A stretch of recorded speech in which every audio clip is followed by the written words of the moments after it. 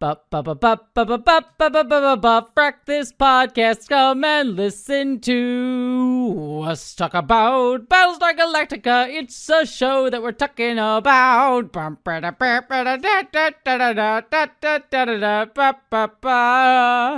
Hello, interwebs, and welcome to the Frak, this podcast. I am your miserly host, Jesse Gender, and I'm joined as always by...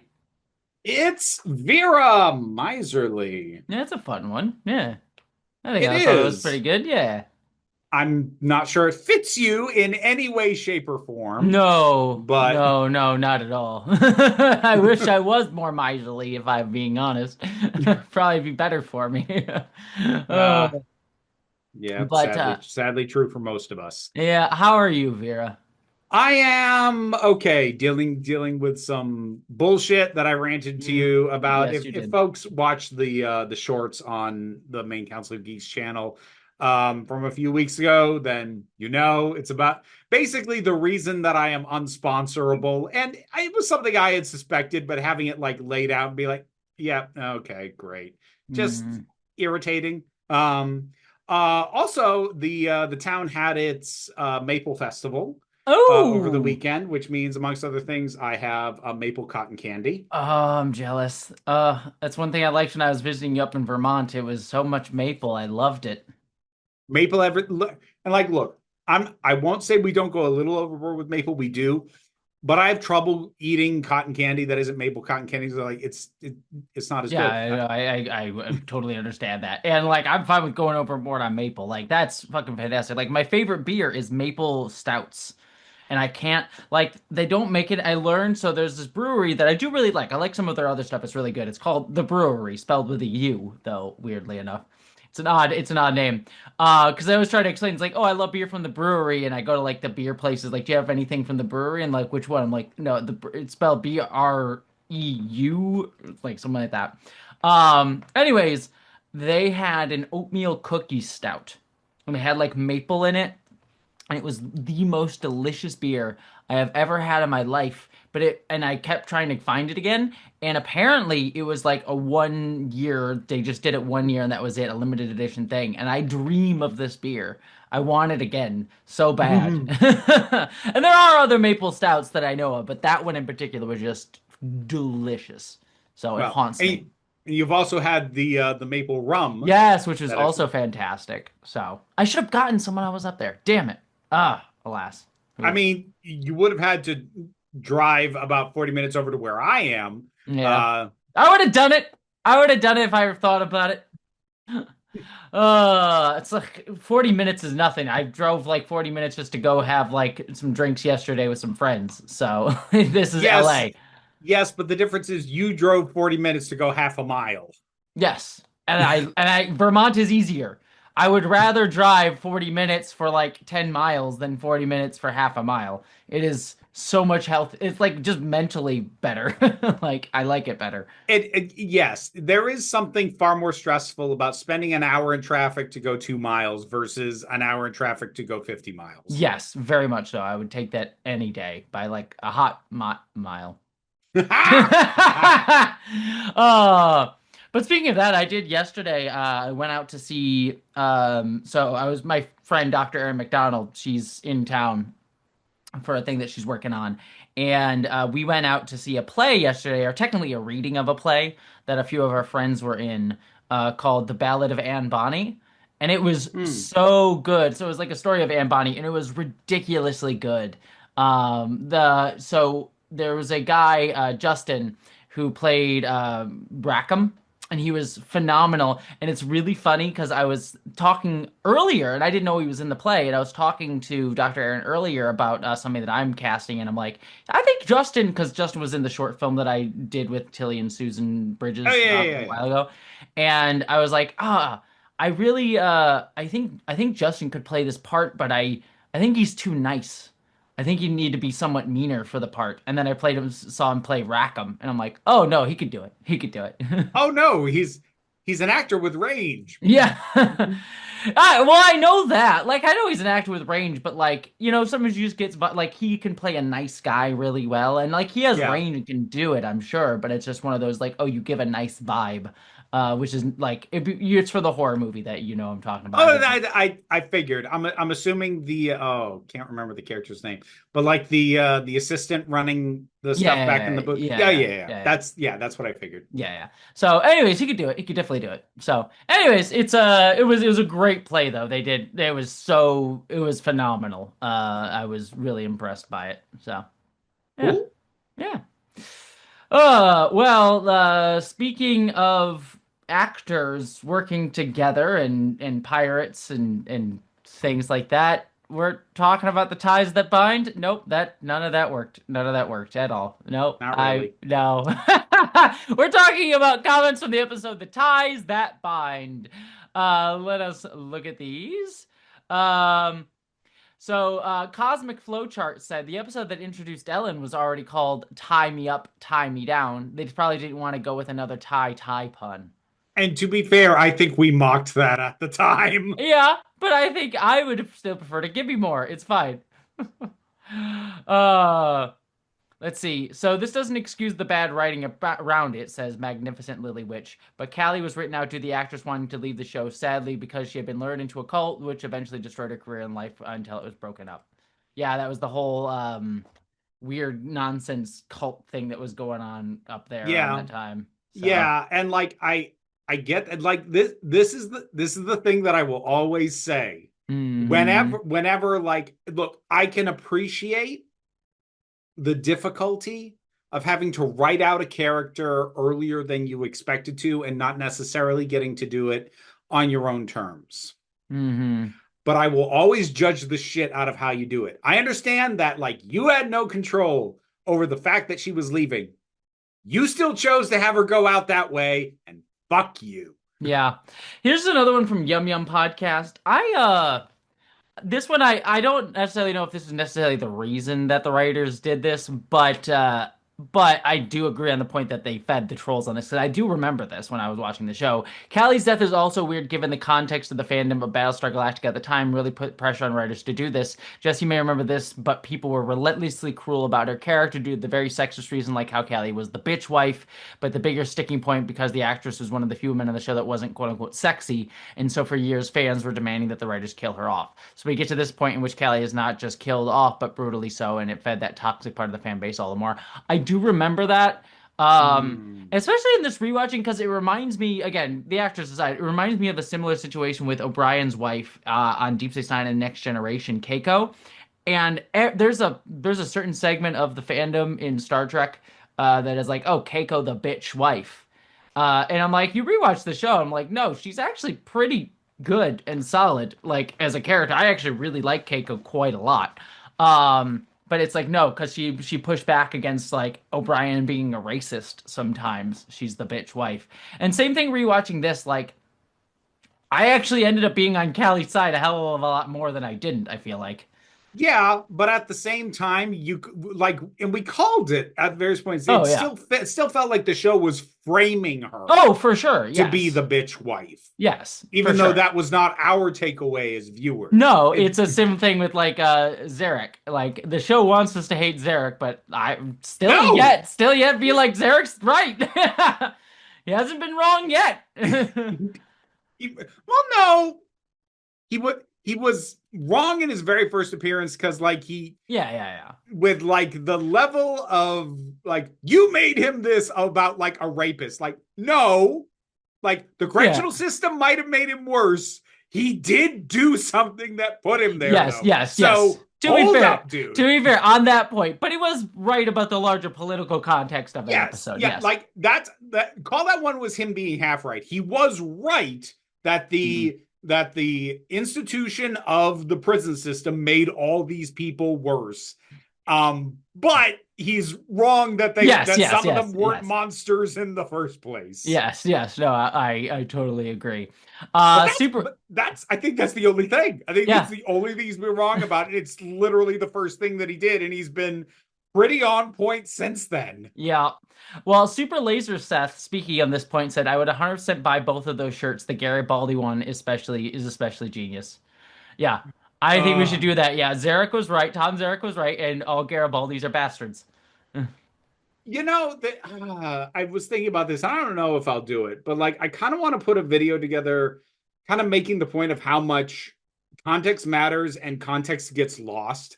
Because I almost kind of want to, I need to think of a third example, but the ones in my head, I almost kind of want to contrast Garibaldi against the current perceptions of characters like Ross from Friends or Xander from Buffy. Mm, Not to defend everything either of those characters did, but it's always really infuriating to hear the way fandoms talk about them, or like listicles being like, "Here's the most toxic shit that Ross ever did," and you go back and watch the episodes, is like, but the episode frames him as wrong. hmm He's the one who's wrong and has to learn a lesson. Like the show never validates that. And then there's Garibaldi, where the show completely fails to frame anything that he does as wrong, even though he does messed up stuff. Yeah, So but like it the never like says it's framing, right. Yeah, the yeah. framing matters so Well, I much. think there's like a gradation line there because you bring up like Ross, like yeah, he's framed as bad and he's learning a lesson. Whereas Garibaldi, like the show, I don't ever think Well, like that's goes. I'm saying Garibaldi's like the other side of the spectrum. Well, no, He's no, he's no, the no, no. I was actually saying he's the middle of the spectrum. That's what I oh was getting to. Because, like, Garibaldi does some bad stuff, and, like, the show is depicting it well, and it actually fits within the framing of, like, fascism and cop overreach that the show is going for. But it never, like, it does sometimes frame as, like, yeah, he's going on the edge and, like, being heroic, but it never goes so far into that I've seen other shows do. Like, it depicts it well, but it's not, like, offensive, like, cops are cool. It never does, like, cops are cool no, sort of it thing. never does that. But like, I every time I think about Garibaldi, it's just the fact that like such casual abuse of power, and the show just never No, recognizes it. no, it doesn't, but it never again frames it as cool either. Whereas you look at something like I would even go so far on the other side of the spectrum and maybe I'm misremembering myself too, but like Xander, I feel like is a little bit of that like look at this kind of toxic boy that we're just gonna valorize in this sort of Joss Whedon-y kind of way. He's closer to Ross than you'd think. If you actually like, Mm, there are some things, especially like when you get the smell of character of writer insert on Xander, is where some of the like. There's moments that it's like, ugh. But then there's honestly a lot of moments where he's wrong and the show knows he's wrong, or where the show, or like where frankly he's right, but nobody treats it that way. Like, is him being jealous of Angel part of the reason he doesn't like Angel? Yes, but the Angel Buffy relationship is also built entirely out of red flags, and Xander has accepted he's never going to get with Buffy by the end of the first season, and he's still pointing out, like, do you not realize how fucking toxic this guy is? And mm. he's right. Yeah, I mean I need to go back and rewatch it to see, but I recall there being other moments too being weird. But Look, in the case of both Ross and Xander, there are moments I will not defend. But I will say that a lot of times when people talk about how toxic they are, like, you are stripping context out of that so badly with how it was actually framed, and whether or not the shows framed that as an okay thing for him to do. mm. Well, you know, at least it led to us getting Hold the. on, I can't let you yet. I can't let you yet because there was one comment that I I wanted to wasn't read. transitioning yet. Oh, I was saying a thing. Maybe you shouldn't interrupt, you bitch. that was such a blatant transition setup. I think It you're just was saying that to mess no, with me. absolutely was not. It was going to be me saying like, well, it did lead us to the whole Joss Whedon trope of getting to fall in women's boobs over and over and over again.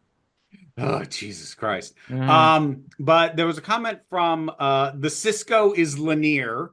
mm. This podcast adds so much entertainment value to BSG just because I can watch a bad scene and think Vera's gonna fucking hate this. Good, I'm glad. Yay.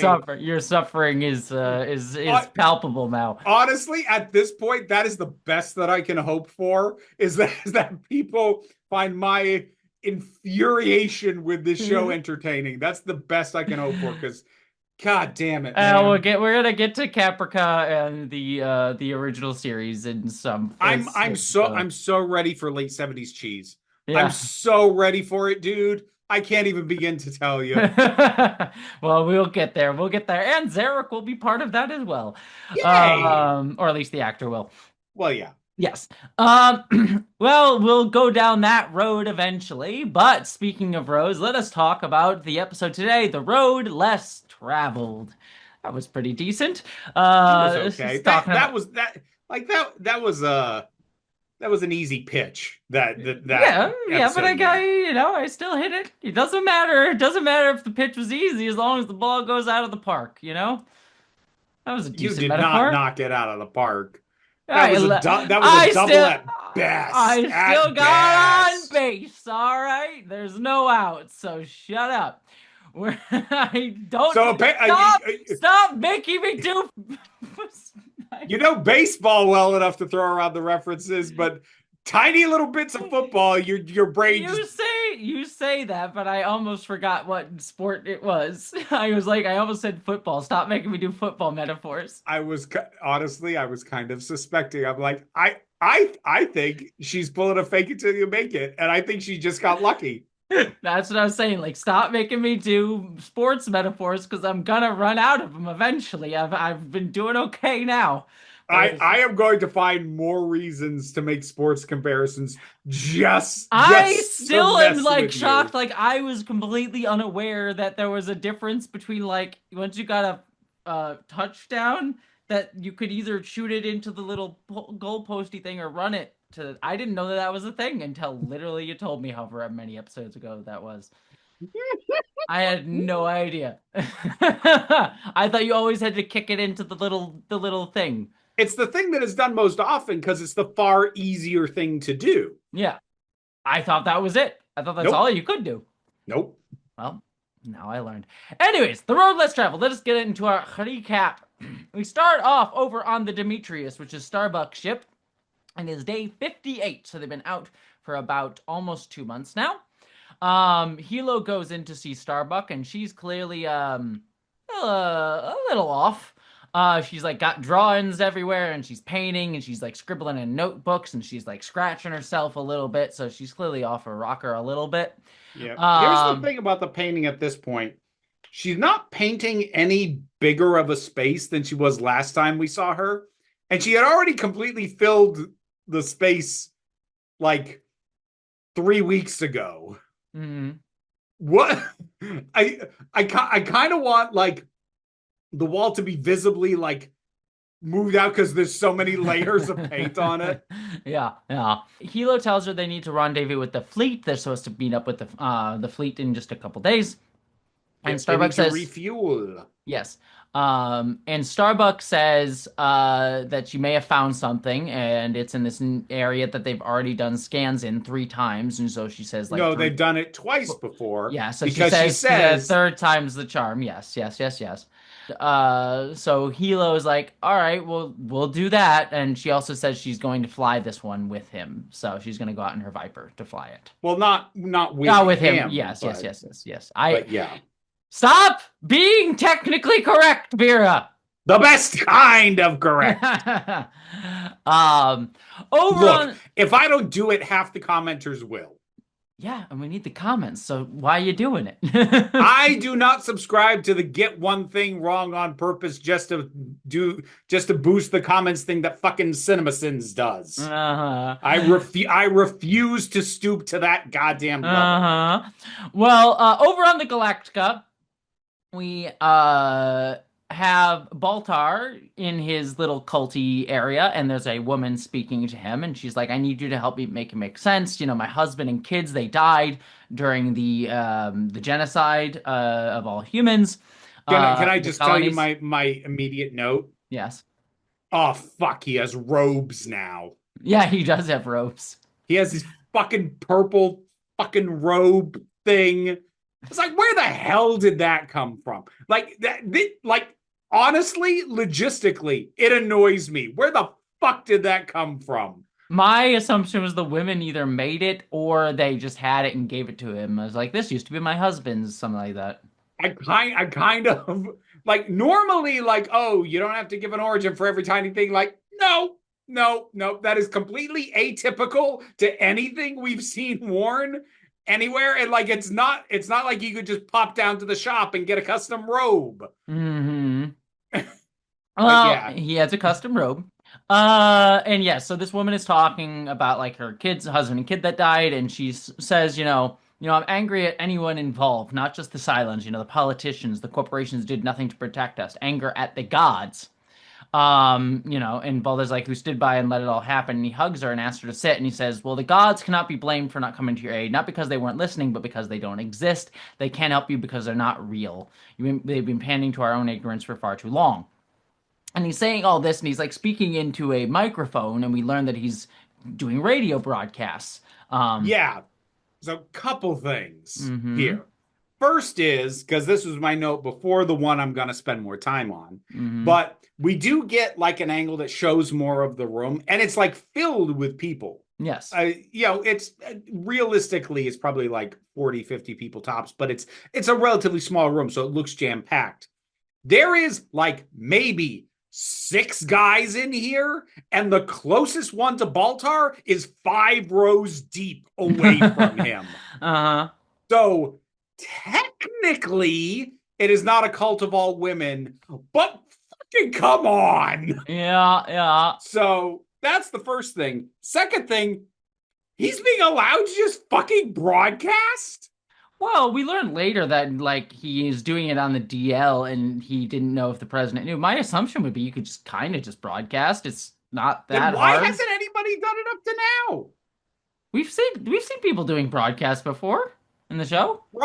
From ships, from like CICs, like No, we've seen that. we've had like news people. Like there was one, I think it was way back in season one where like people were interviewing Zarek and one of them was like interviewing him and they were transmitting. They had like a little transmitter thing that they were carrying. I look. Let me put it this way: I don't have a problem that he's speaking into a microphone because I actually love the fact that there's a recording going on. It's like you narcissistic fuck, and I kind of loved that. But then we see the goddamn chief in a second, like hearing it being broadcast on the radio, and it fully lost me. So it's not that he's like talking into a microphone, and the recording aspect, love it, fucking perfect. The broadcast feels like a complete narrative contrivance just to give an excuse for why he's on Tyrrell's mind. Sure, I don't know if it fits for me. So I don't know. Whatever. You still Anyways, like this fucking show. I don't know if it's gone down in my estimation. That's what I'll put it there. Um. Anyways, I'm not as upset about it as you are, but definitely is like it's gone from like this is one of my favorite sci-fi shows ever in my mind to yeah, no. And it's gotten me in trouble, by the way. I've been in so many conversations where like, yeah, I love Battlestar Galactica with people in the past like year, and I've had to be like, have you watched it recently? When was the last time you rewatched it? Uh-huh, uh-huh.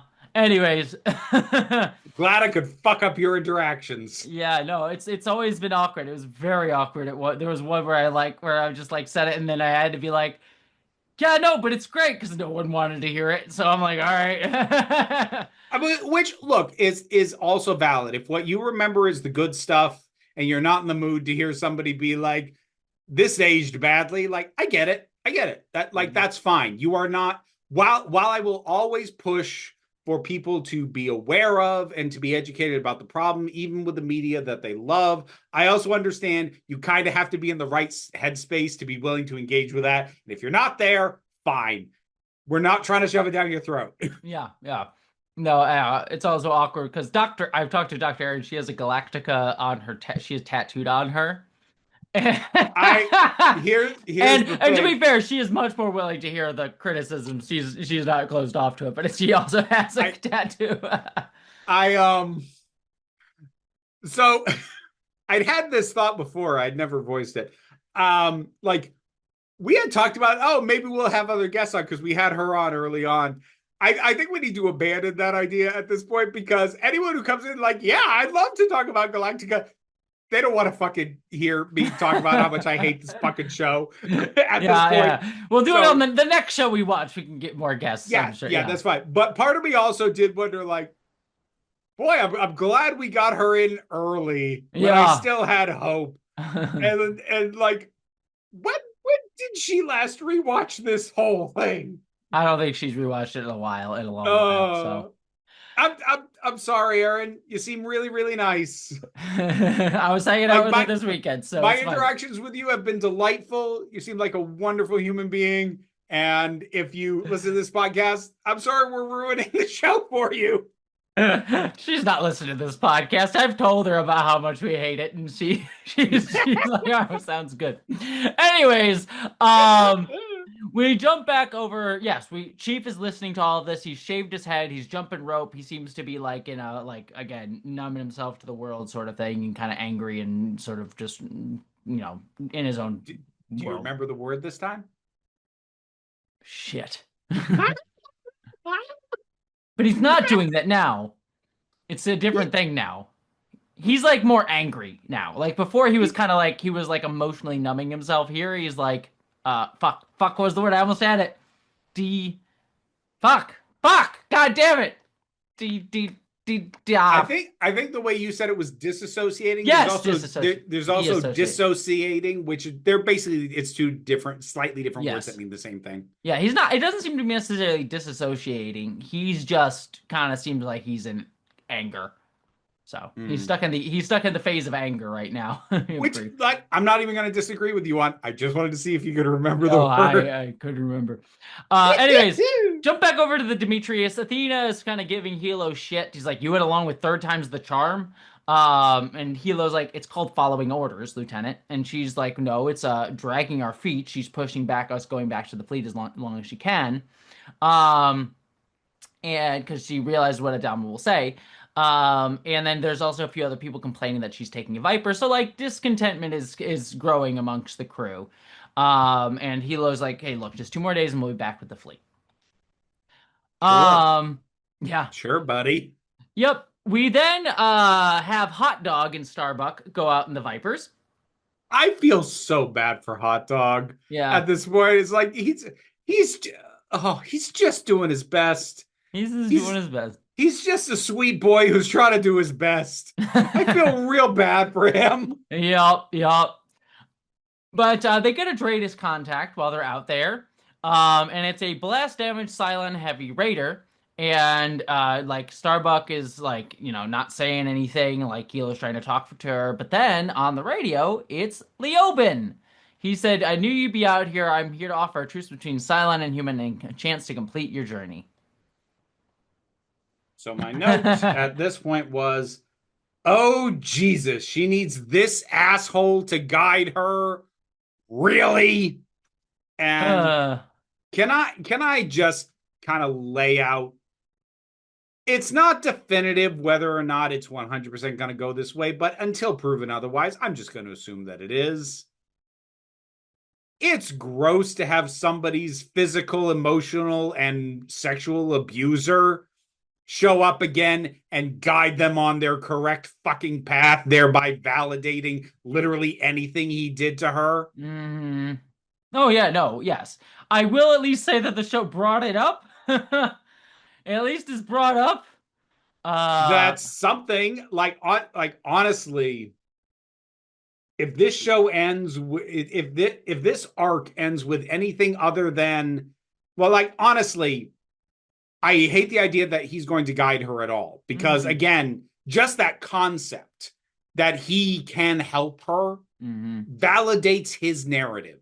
So mhm, again, we're validating the narrative of abusers. And I kind of let his part in her mother shit, I let that go because that wasn't him, or at least it didn't seem like it was. So, like, there was other bullshit, like with her mother, but his part in that I let go. But now they're doing with him kind of the same thing that they did with her mother, which is to validate the narrative of the abusive force. He mhm, said, "I was doing all this to guide you," and now he's actually going to fucking guide her. That in and of itself is gross. It's fucking revolting. It's offensive, to be honest, to take the excuses and validation that we have seen him as an abuser say to his victim, and they're going to be like, "Yes, she does in fact need his help." Fuck you and fuck off, for mhm. starters. But if you're going to do this, if you're going to do this, then I will accept nothing less then it ending with him guiding her to whatever extent she needs it, and her immediately slitting his throat and going, "Great, thank you. That does not justify anything you fucking did to me. Fucking go to hell." Hmm. And anything short of that, I will not be accepting. I'll tell you, we're not getting that. I don't remember how I know. much. Anyways, we then jump over to after the opening credits. Leoben is now on board. Gata is like complaining, he's like Starbuck's taking a hell of a chance. And Starbuck's like, well, he'd all be dead if he wanted to kill us. He wants something else. So they bring Leoben comes on. And she sort of says like, I knew you were out there. And Hilo sort of like being practical, like check his ship for tracking devices, Yeah, anything. we didn't really talk about this. Starbuck kind of had this whole like just feeling like there was somebody there. She's like, Mhm. "Where are you?" Like this sort of. She was feeling his presence in the force, kind of a thing. Yeah, exactly. And Leoben sort of says, there's a difference between who you are now. And she says, no, I'm the same person. And he says, no, God has taken your hand and purged you of your doubt. Um, and he also mentions the other ones I left behind need your help, but not as much as you need mine. I think I need yours. I forget what it was. But he whispers in her ear, your crew doesn't trust you. And she's about to like throw him in the brig, but then he mentions a blue planet surrounded by clouds, in which Starbucks says stop, and he sort of says the hybrid. You need to go to the hybrid. When she first described the planet to me, I cried. The hybrid will tell you things. So she tells Starbuck. Starbuck tells them to take him to his quarters. Take Take him to no her quarters. her quarters and to take his cuffs off. Yes, and everyone is sort of like, what to that? Which, yeah, Mm, like the divide. I can't come down on this yet because we'll see what happens next episode. mm, But it's unclear yet how the show's going to come down on the divide between Starbuck and the crew. mm, It's very much riding the line right now. I am very afraid that the crew's going to be framed as a problem and unreasonable. And I'm sorry, they're not. I don't think so. I don't remember for sure, but the reason I don't think so, I think the show generally has Hilo be the moral conscience character. And given where this episode ends, I think he comes down on like this is what the moral conscience of the show is saying. Like I think it's being like he thinks that people like Athena are being assholes and are too ready to sort of mutiny. In an uncivil, disrespectful way, and Hilo's being the civil one. So there's Yes, that that distinction. There's that distinction, but I do think the show is ultimately on the side of like, no, Starbuck is being ridiculous. So, we'll we'll see. so, anyways, we then have Chief. He is hanging out in the maintenance shaft or the Viper shaft where Callie died, and he's sort of staring at the sort of panel where she was. And Tori comes in. And she says, "Oh, well, everyone's telling me you've been obsessing over this, replaying the logs." And, Chief's like, "Well, I spoke to Coddle. She was on antidepressants. How did she go from antidepressants to suicide?" Which I have to note, like, you could be on antidepressants and still be suicidal. Like, there's a Yes. whole chunk of antidepressants where one of the possible side effects is suicidal ideation, not to mention the fact that, like, again, we just have to assume it's a parallel to the real world. Antidepressants don't magically make everything go away. So if you're in a rough enough place that I mean, not to imply that like people on antidepressants are damaged, but like if you're already in a mental place where you need antidepressants, it is at least possible that suicidal ideation was already there and the antidepressants didn't address it. Yeah. Like there's a million reasons why his logic of she wouldn't kill herself if she was on antidepressants does not track. Yeah. Yeah. Anyways, his It's just writers not understanding psychology at all. yeah. Is what that is. His other point is much stronger, where he says she would have left me, but not Nikki, which is a slightly stronger point. Still doesn't mean that's not something that a suicidal person would do, but it's a stronger point. It is a far better point. And like even beyond like him just being wrong about the antidepressant thing, it's a stronger point because it's rooted in what he knows about her, Yes, whereas the other point is rooted in what Doc Coddle told him. yes. Like it's automatically a stronger case because it's based off him and his knowledge and his link with it. Yes, and while I do think it is the writer's ignorance here, it works kind of within the universe of the show just because, like, I feel like Chief is kind of looking for justification, so the antidepressant thing is just something he's logging into antidepressants. She was on antidepressants. That must be a reason why this is suspicious. You know what I mean? Like it works as a character beat, even if I don't think the writers were intending it as such.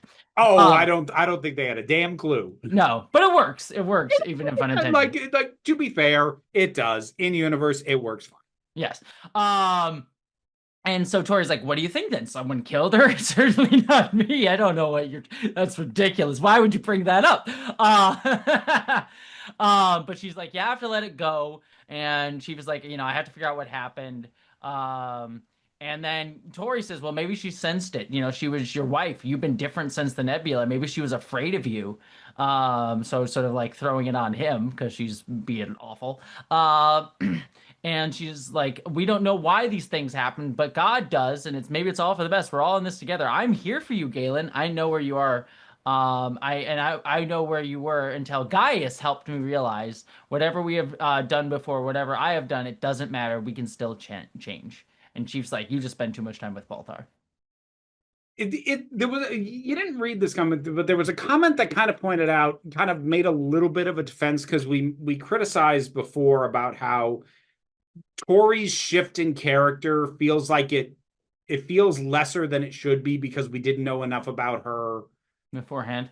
before. Somebody, and I'm not sure I agree, but somebody in a comment kind of made a case is like actually the fact that we don't know as much about her makes her way more unpredictable and actually makes a move this extreme more believable because it doesn't necessarily read as out of character, which to me kind of feels like trying to paper over the problem. And I'm not sure I agree. But here's what I will say: whatever potential there was in the fact that we didn't know enough about her to know maybe how she quote unquote should be behaving, um feels like it is getting flushed away the more I hear her say shit like maybe this is what God wanted and shit like that. Like here's the thing: I know that she like has that connection with Baltar, and I know she said some of this stuff. Part of me in the back of my head was hoping that she was saying it to get in close with him, but now to hear her talk, to someone who knows she's a Cylon with Gaius nowhere in the room, I'm like, fuck, I think, you are just now another member of the cult. yeah, what I think is the problem here, to me, to a degree, with this specific character beat, is what would make it work is she is kind of reading like a character who did something horrible in her past that like now she is getting some sense of absolution through Baltar's religious stuff. And like Baltar is kind of arguing a I'm taking accountability for the harm that I've done and I need to move forward and try to change from there. So like there's a shift in who he is. Whereas Tori seems to be more like, I'm just looking for absolution without actually changing, which is a real dynamic that like some people go to like religion for and other things, not just religion, but like Oh use yeah, I religion mean, for. hell, it's one of the things I brought up when we Yes, started talking yes, about this. yes. So I that's what she kind of is reading as, yet we don't have any sense of that. Like I don't know enough about her beforehand of like what sin she is saying that she needs to like wipe clean. And I think the show is trying to play it as like she killed Callie, but that makes Yeah, no sense considering that happened after she already made this shift or was starting yeah, to make like that she was shift. already well on this path long before she did that. Yeah, so like I think the show is trying to play it as that, but that makes no sense timeline wise. And so it still could work, but we don't know that and we don't see that. So it just like this arc doesn't like pay off or like work for any sort of character justification. It's just sort of nebulous. Like they could explain it and retroactively put it there at some point in the future, but like it's definitely not there now. So Yeah. weird. Anyways, we then come back to the Demetrius, and Sam has returned from, traveling on a Viper or whatever he was doing. They don't really say. Um, No, they did. They said earlier he was scouting. Like he oh, was yeah. in the Viper as the scouting, which was separate from Hot Dog and Yeah, yeah, Kara going out. So yeah. like Yeah, yeah. he's basically coming back to the shit show. Yes, and he sees that Starbuck ordered a guard out to stand outside. He learns about Leoben, so he says he's gonna go in there to talk to her. And he goes in and sees like Leoben is standing behind Starbuck, helping her paint with his hand on her hip. Um, Yep. Yep. Which, again, the fact that she's letting him do that in and of Hmm. itself is fucking gross. Yeah. Fuck So you, Ron. yeah, so Sam throws Leoben off of her, and they're doing the whole jealous boyfriendy thing a little bit here, where like the Which honestly feels more justified here yes, than it does in a lot of cases because as far like Sam has a much better way. Like this isn't a hypothetical.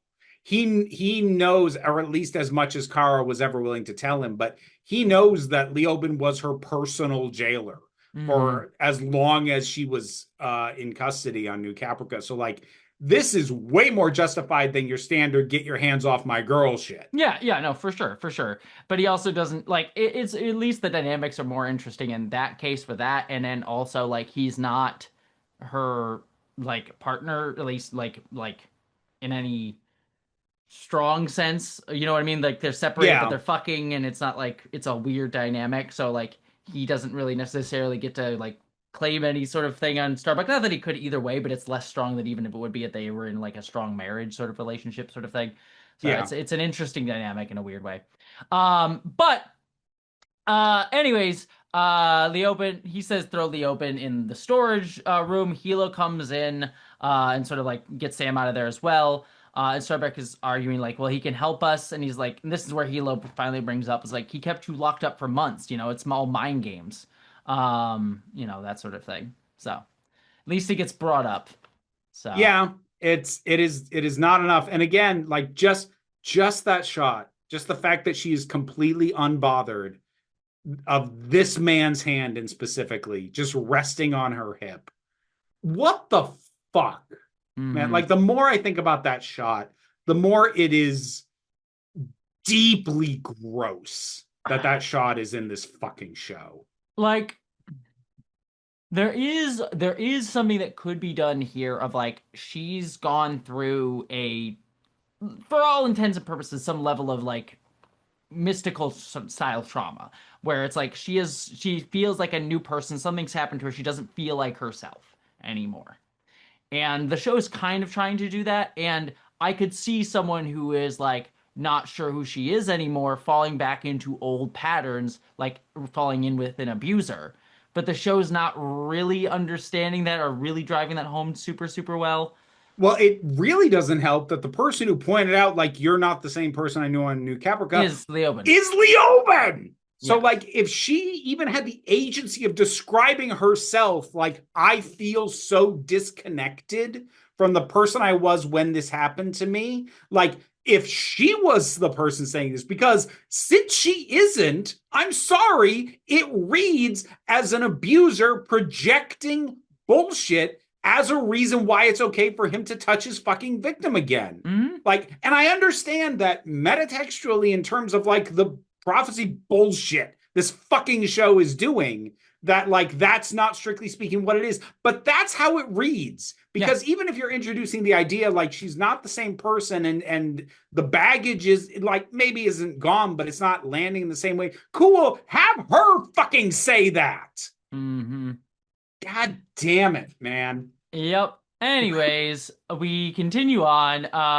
We have Leoben is in the storage, like brig, whatever you want to call it, with Sam. Sam's there. Um, and Leoben's like, "Oh, we weren't meant to be enemy. Like you and Kara weren't meant to be enemies." And Sam's like, "No, that would be you and me."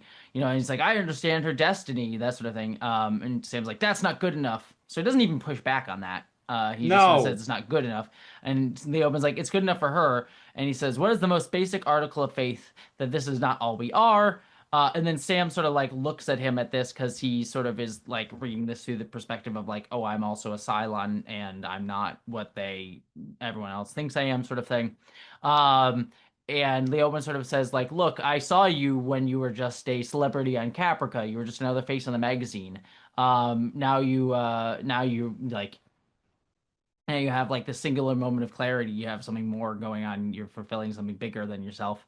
And Sam sort of comes at him at this, and Leoben's like, "Well, if you kill me, her dreams die with me." And Sam's like, "Well, you just download into another body." But then Leoben tells Sam about the silent civil war that's been going on, the fact that they can't now download into another body. We do learn that their base star, which we didn't know this before, but their base star was set adrift. So some of them are still Yeah. surviving from the non-Cavill side of the Civil War.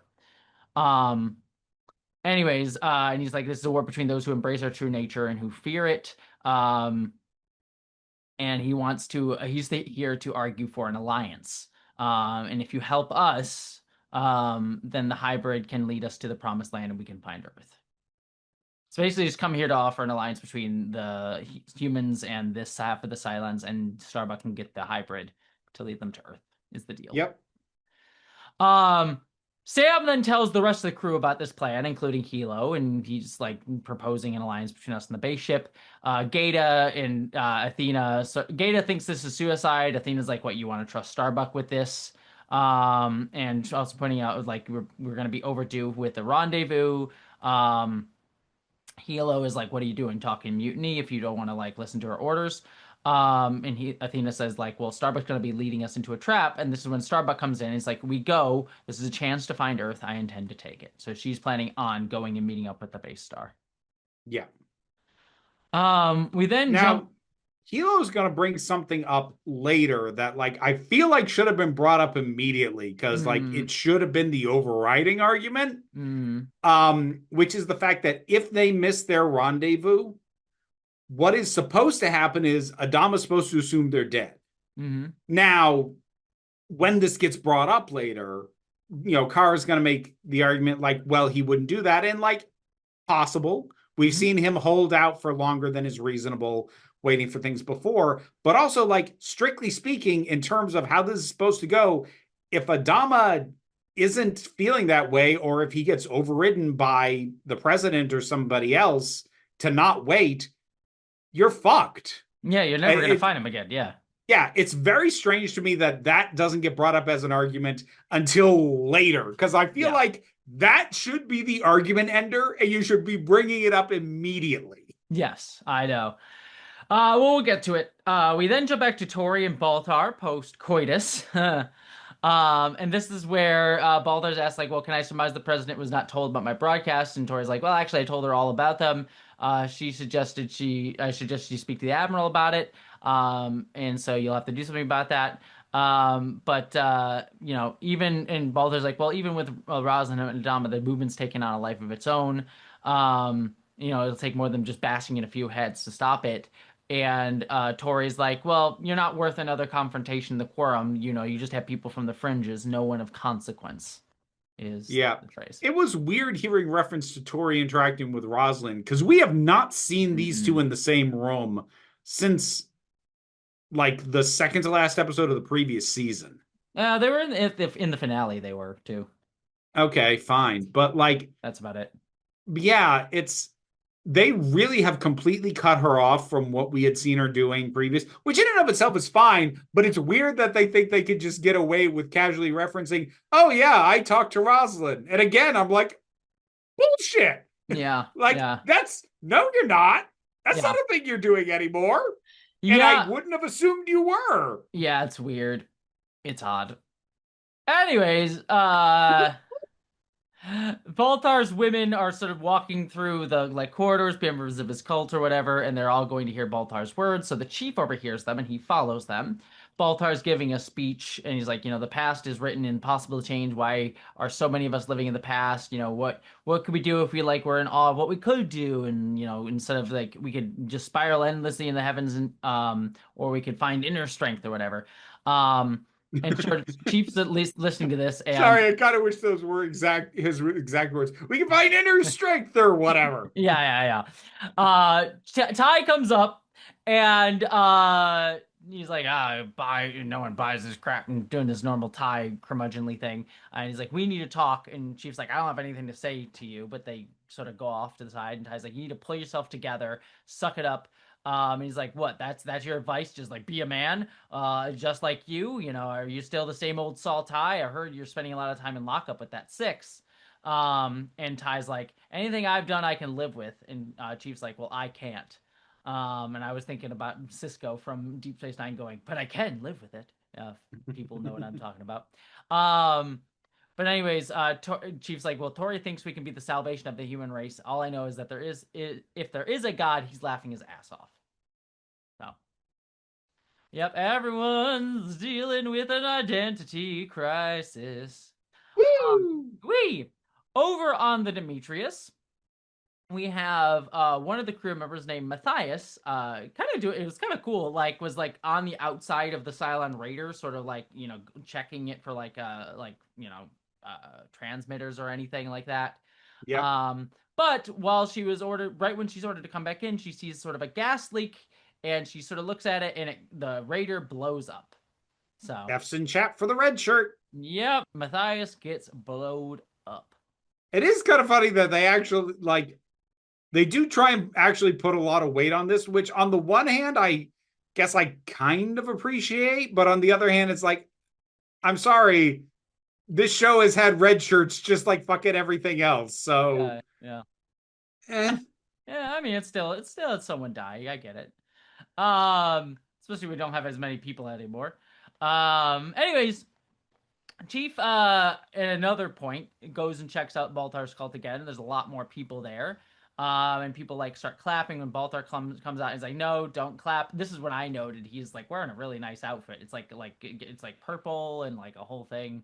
Yeah, the It's really fucking nice. robe. Yeah. Yeah, No, I noted it immediately. yep. And he's like, "The reason we're all here is old ways have failed us. So whether you're a believer or non-believer, you're all welcome." And Chief turns to leave, but Baltar calls him out and says, "Chief, I know we've had our differences, but we should set those aside.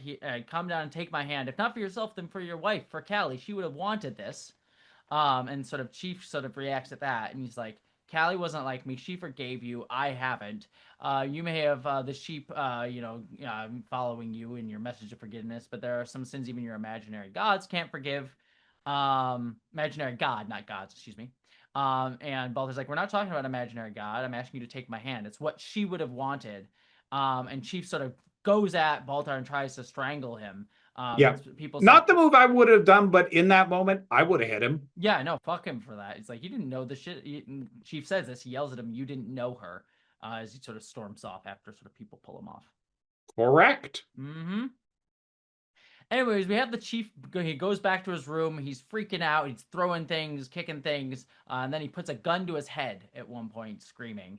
And he sort of sees a picture of Callie. So he's just not doing great. No, not particularly. Nope. Someone's a little angry. All right, we back with Starbuck and Leoben. Starbuck goes into the storage compartment and she starts beating him. And she's like, "What did you do?" And Leoben's like, "Ah, that's the Starbuck I know." And Starbuck's like, "Matthias is dead. Not that you give a damn." I can't. And he's like, "Yeah, you can't think I had anything to do with it." And he's like, "Oh," she was like, "I was too busy believing you. This was a setup. You used me to get close to the ship." And Leoben's like, "Well, kill me. I won't come back this time. Do it." Um, and she doesn't. Please, Yeah, yeah, please. right. And That he's would have like, been lovely. yeah, and he's like, "How many times did you kill me before on New Caprica? Do it." Um, and she sort of doesn't, and he's like, "It doesn't help anymore. Nothing feels like it does before it does it." And Starbuck's like, "What are you doing to me?" And he's like, "All your life, you forced back the truth by lashing out at everyone around you, but you lost the taste for those petty things." And again, she reiterates, "I'm the same person." And Leoben's like, "Well, there's a void that can only be filled by taking the next step on your journey." And she sort of asks him, "What happened to me those 2 months I was missing?" Um, and he says, "I don't know." And she sort of says, like, the paintings, my mother, all of it had to mean something. And I will at least appreciate this point, because I was worried what was going to be said here, because she's like specifically bringing up the mother thing, which is another Yeah. abuser. I was worried that, like, when she said it had to mean something, and Leoben was going to be like, "Well, it all did mean something," which, again, tacitly like, being like, "Oh yeah, your mother's abuse was part of preparing you for whatever bullshit." Um, but his response is not that, thank God. Yeah. It was, you need to make peace with the past. That part of you is gone. I don't see the Kara Thrace anymore. I see an angel. of God, shining with God's light or whatever it was. Um, so at least I appreciate that it's not like, yeah, your mother was preparing you to become whatever you are now. It was a you need to make peace with that and become something new. Yeah, Which is which a better message. of all the shit he could have said is probably the least harmful. Yes, it's not justifying the abuser narrative in that way, at least. Yeah, Yeah. no. I mean, just his fucking presence validates his own abuser narrative, but Yes. what the fuck ever? That Yeah. ship's clearly sailed. Yeah. God damn it. Yeah. Yeah. We then go back over to the crew, the Demetrius, and they're like getting all frustrated again. The people are like, maybe she's silent. Who knows who got off that Viper 2 months ago?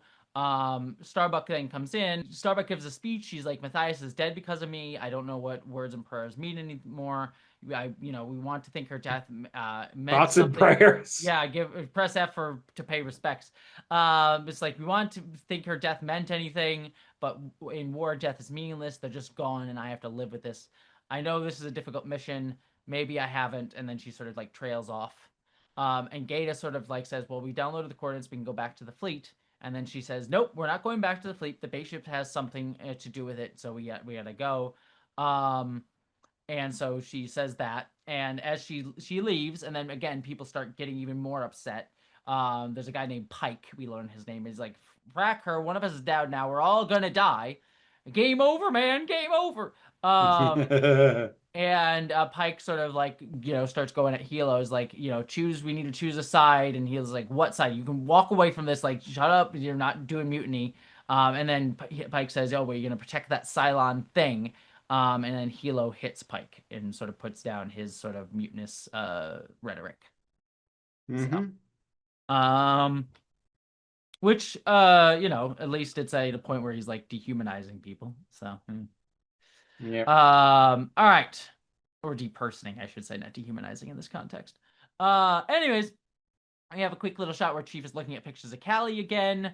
And Baltar comes in, like he's, there's a bunch of his followers following him and like, oh, don't do this, is a bad idea. I was like, nope, I'm going, like, trust me, it'll be fine.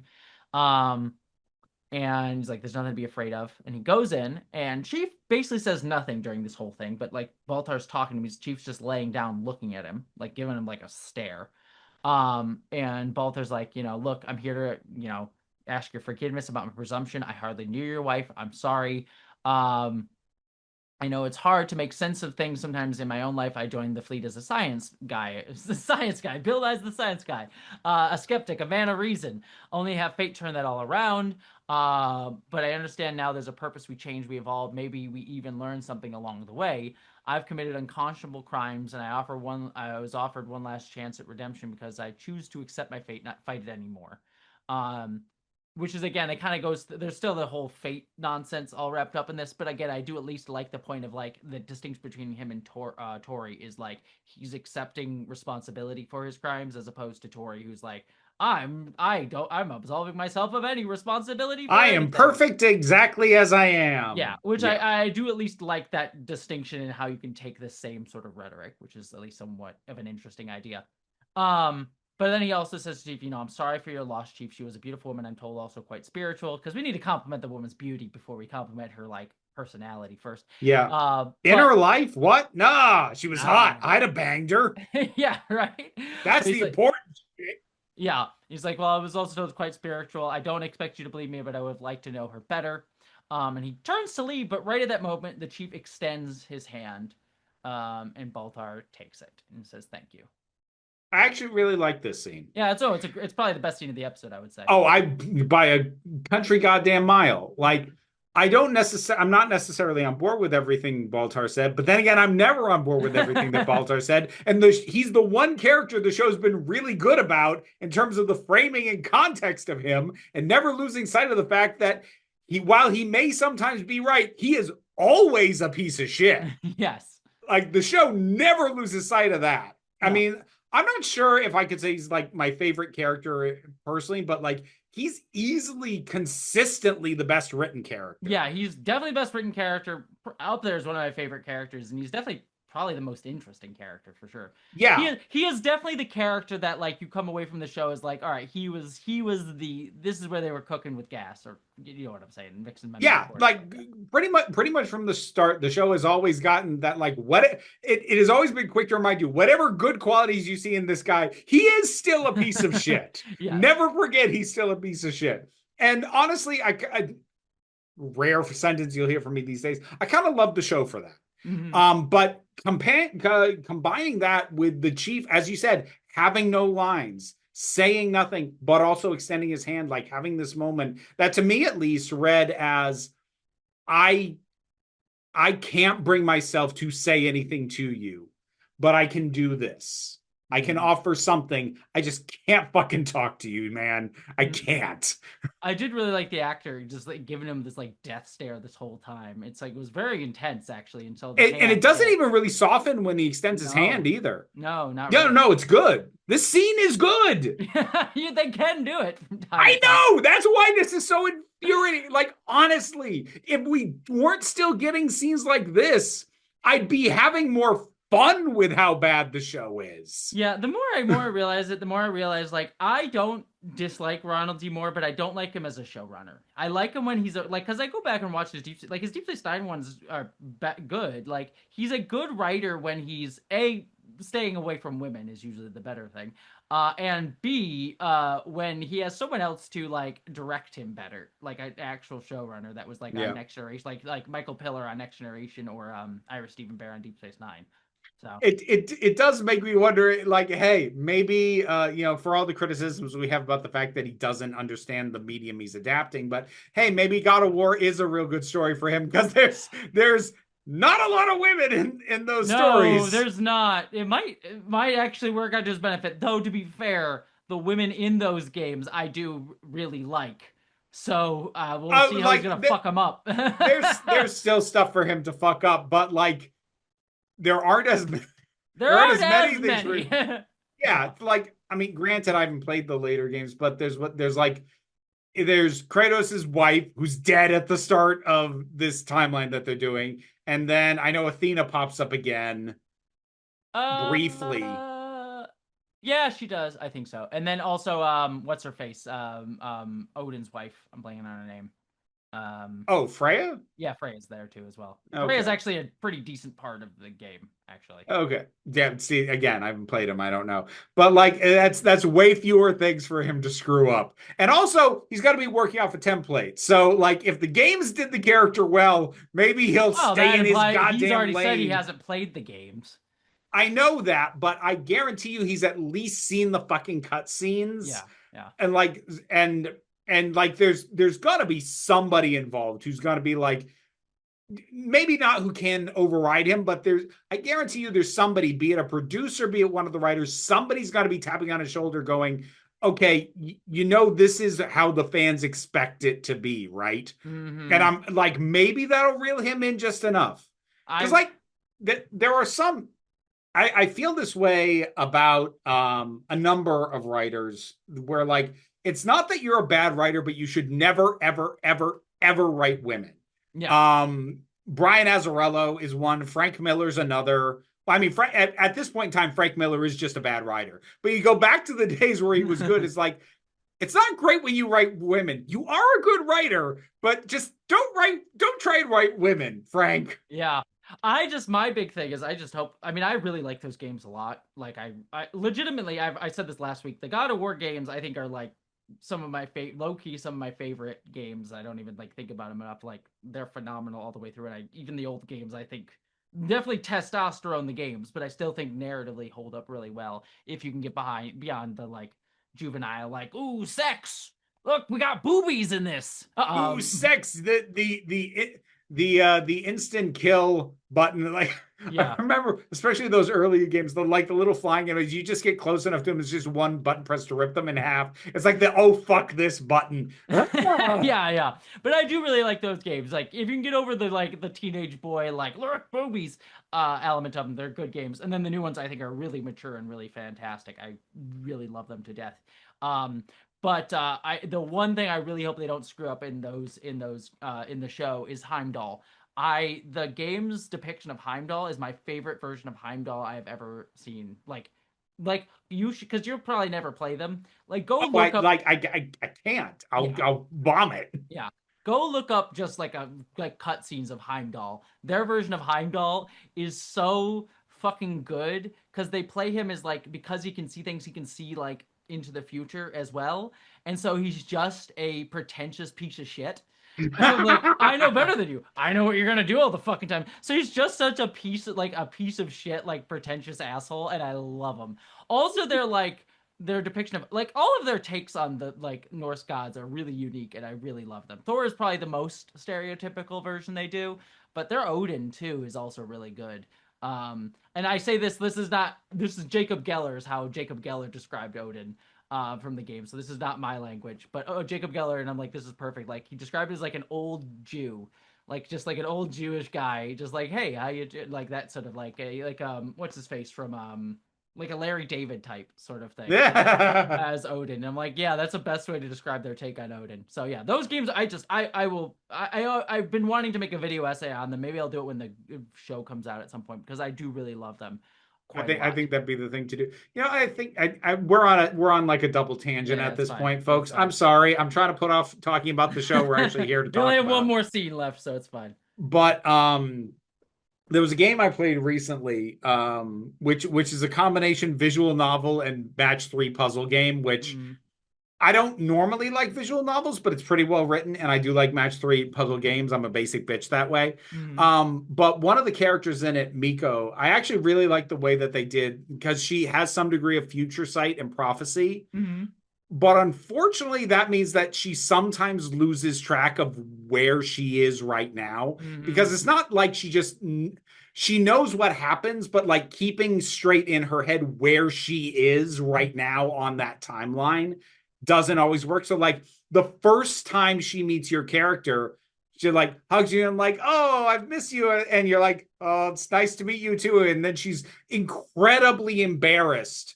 realizing that she is treating you like how your relationship is going to be significantly later in the game the very first time that she sees you, and it's actually kind of adorable. That's really cool. I like that a lot. Yeah, look. I kind of want to see you experience Heimdall because I when I got to that, I'm like, oh, this is such a good take on Heimdall, and I love it. He's just a piece of shit, and I love him. And when you kill him in that game, spoilers, you kill gods in God of War. What a shock! Oh, what? It's so satisfying. You're like, oh yeah, you piece of shit. So yeah, it's great. Anyways, back to Battlestar Galactica. We're at the final scene of the episode. Hilo is sort of in the Demetrius's version of the CIC, I guess we'll call it. And he's like, set condition one throughout the ship, and Athena's like, we're really gonna do this. And Hilo's like, we don't have any choice, and Athena says, yes, you do. Starbuck then comes in and says, well, you know, spill up the FTL, and Hilo sort of ask you to reconsider. We don't have to do this. And he brings up the point that you made earlier, which is the Galactica will assume we're dead if we don't go back. And Starbuck's only response to that is like, not Adama. He wouldn't do that. He's like, and this is also a good point by Hilo. It's like, we can go back to the fleet, we can resupply, and they can send out a patrol to check out the base star, which is also a really good point because it sounds like that base star's not going anywhere. Clearly Um, not. yeah. Um, That was the point. It was disabled and set adrift. Yes. So Starbucks like, nope, we're doing this, and so Hilo says, I can't allow you to risk the lives of this crew. And she says, I prepare to jump, and he's like, I cannot obey that order. And so she relieves him as captain, and then she promotes Gata to XO, but he also says no to the order. Um, and Sam sort of says like, well, everyone needs to think about what they're doing here. And Starbucks like, they have thought about it, Sam. They all have. It's a mutiny. And Hilo goes up to Starbucks, says, as XO, I'm hereby relieving you of command under whatever article nonsense. And we get a to be continued. Like gasp. So that is where we leave off. No spoiler minute really here. So I will jump over to what do you think of the episode? Fuck this thing, man. Like, look, it's again one of those instances where I knew I didn't like it, but exactly how much it pissed me off didn't hit me until I had to talk about it, and I felt the anger rise in my throat with Leoben specifically. Because Hmm. like, look, I had some nitpicks and like and possibly over shit that doesn't matter. Like I Hmm. had that anyway because that's just where I'm at this show. I don't have a lot of benefit of the doubt left in me. Still had a great scene between Baltar and the Chief. Great. And honestly, the scene with them prior to that where Chief attacks him, good setup, great payoff. So like it's not like there's nothing good here, but that fucking the fact that the show right now appears to very much be on the path of validating a kidnapper, emotional, physical, and implied sexual abuser and validating and literally anything he has ever done to her at any point is so fucked. And even if the show, like, I believe the show's going to do this, broadly speaking, even if it didn't, even if the show somehow manages to fully pivot this story in a way where it isn't validating the actions and the narrative of an abusive character. And again, the problem is not that he's abusive, the problem is the framing and his place in the story. Even if the show fully managed to avoid that landmine, I will still always fucking loathe that one shot with his fucking hand on her hip. How dare you? How fucking dare you allow his hands on her body and her to be fine with it? Go to hell.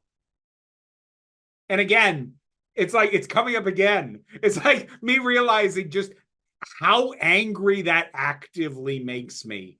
It's one of those things you don't even realize until you have to. And like sometimes it's anger, sometimes it's sadness. Sometimes there are things you don't realize how much they upset you until you have to try and put it into words and all the feelings come out. And oh my God, this is so disgustingly, irretrievably gross. Yeah. I I'm just trying. I'm looking at some of this stuff, like what's coming up, and I'm reading what's happening here.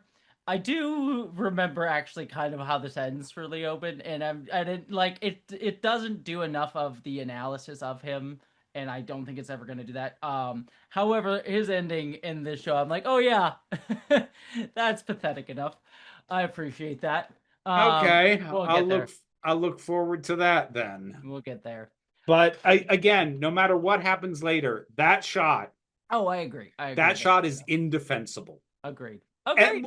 again, I'm going to clarify for this show because I said before there are ways to examine because we had this come up with I think with Chief and Callie, but like there are ways to examine the Mhm. complicated ways that victims can feel about their abusers. Yes. But you have to actually do it. You cannot take it as read because it reads as forgiveness. Yes. And that's not okay. Yep. Well, we will continue with that next episode. So we'll get there when we get there. I have nothing more to add. I agree with you. Like, there's a couple. The chief stuff is fine. Everything with Starbuck is bleh, except for and the mutiny stuff is fine. It's all fine except for the Yeah, the Starbuck stuff. That's mutiny's flat. fine. I'll give them this. The mutiny is well justified. That did not feel like as much of a narrative contrivance as I expected it to be. Mm-hmm. I'm actually fully on their side, and it is completely justified. I also know that narratively, Starbuck is right, and like that's where the conflict is meant to be. But in terms of their actions, I wasn't surprised by the mutiny. I was kind of expecting it. But I do think they did a very good job of justifying it because it could have felt like a narrative contrivance and it didn't. Yeah. Well, I think like Starbuck was right in the sense that like more than likely, without spoiling, like they're gonna meet the Silence and stuff will happen. I'm sure. So like, yes, that Yes. element. Like, but she is wrong. Of like, even if she was right in the long term, she's wrong to do it this way, especially when Hilo literally presents the option of we can go back to the Galactica and like just have Yeah, them. but I don't expect that to ever be brought up. The show is very much in line with if it works out in the end, it was all okay. Yeah. And no, Yeah. Well, speaking of, it all works out okay in the end. Stuff time. Stuff. If you want to hear me be slightly less miserable about about geeky topics, Slightly you less. can check out Council of Geeks. Patreon is what pays the bills and enables me to do this as my living. And the main thing that supports is the Council of Geeks YouTube channel. Um, I am actually going to say this because I don't think it's going to change. Watch something happen on like Wednesday that makes me turn around a fast video. But the the Doctor Who cliffhangers list should actually be out. Um, so that is out. What the hell was the other thing? I shot something and I haven't edited it, and now I can't even remember what the hell it was. I've got too much in my head between like stuff I want to get to. Oh, right. I don't want to talk about that one yet. But yeah, there's stuff there every single Saturday to check out. There's also the Break Room of Geeks where I have been watching Daredevil Born Again, which is probably close to wrapping up by the time this episode goes out. At time of speaking, been a really great show. I have really enjoyed it. And also whatever else I have watched, listened to, read, or played lately. I am burning through actually quite a few of the uh, Patreon commissions that I've had on the backlog. So by the time people hear this, I will have reviews out for, amongst other things, an album by Amigo the Devil and Atomic Blonde and some episodes of Kamen Rider Geeks and Kaizoku Sentai Go Kaiser. I can never get that right. And I'll have reviews out for fucking Italian Spider-Man and like there's some weird shit that I'm finally getting around to. So feel free to check out that randomness. Council of Geeks is also on Blue Sky. That about does it for the geeky stuff. There is, of course, also the spicy stuff. And for that, you can look for Vera Wild. Wild is spelled Wilde. You can find increasingly spicy content on YouTube, where I have finally gotten around to starting to review spicy games again. And you can also find content on TikTok. None of it's coming across because you realize that's the exact kind of sound that Zoom automatically filters. Well, fuck. I got you to smile, but that's about all I got there. You did just because of the absurdity of you like doing the like blowing across a bottle, and I'm just here like she does not realize not a single bit of that is coming across because it is the exact kind of droning noise that Zoom automatically assumes is background noise and filters. Well, shut up. You can find me at Jesse Tinder on YouTube. I have video essay style stuff. I will have a new video essay out. I'm literally finishing it today or tomorrow, so that'll be out. I've already been out by the time you listen to this, so go check that out, please.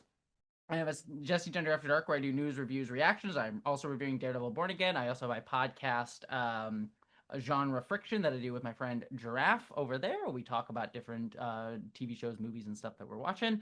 I am also on Nebula, which is the streaming service that houses my movie identities, as well as the show Subliminal that'll be coming out soon. I'm also on Blue Sky and Instagram. Anything else, Avira? Just a random note because it hasn't come up in a while because I keep forgetting to bring the clicker down. But like with the kind of stuff that this automatically filters out, I have had to manually record a click and insert it into the audio because this I realized how much this thing filtered because there were times before we started doing the video component of this that I would click and I'd hold it near the mic and you wouldn't hear it. Yeah. And I realized, oh, she only notices when I hold it up and do it because she can't actually hear it, which also means it doesn't show up in the audio. So I've had to separately record the sound of the clicker to insert it into the damn thing. That's really funny.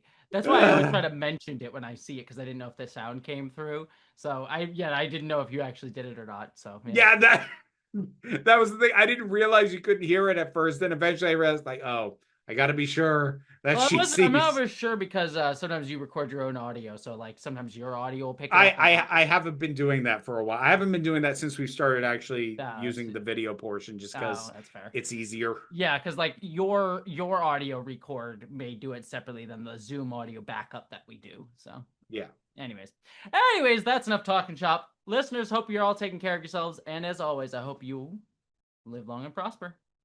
Be seeing you.